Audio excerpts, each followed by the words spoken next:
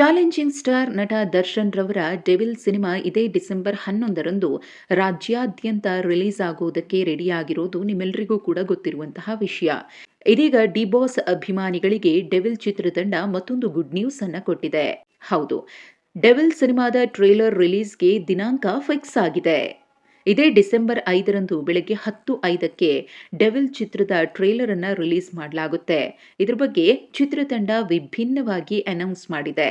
S, Darshan ರವರ ಧ್ವನಿಯಲ್ಲೇ ನಾನು ಬರ್ತಿದ್ದೀನಿ ಚಿನ್ನ ಅಂತ ಟ್ರೇಲರ್ ರಿಲೀಸ್ ದಿನಾಂಕವನ್ನ ಚಿತ್ರತಂಡ ಅನೌನ್ಸ್ ಮಾಡಿದ್ದು ದರ್ಶನ್ ಅಭಿಮಾನಿಗಳಿಗೆ ಮತ್ತಷ್ಟು ಖುಷಿ ನೀಡಿದೆ.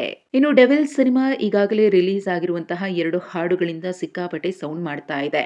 ಹಾಗೆಯೇ ಚಿತ್ರದಲ್ಲಿರುವಂತಹ ತಾರಾ ಬಳಗ ಕೂಡ ಚಿತ್ರದ ಮೇಲಿನ ನಿರೀಕ್ಷೆಯನ್ನ ಮತ್ತಷ್ಟು ದುಪ್ಪಟ್ಟು ಮಾಡಿದೆ.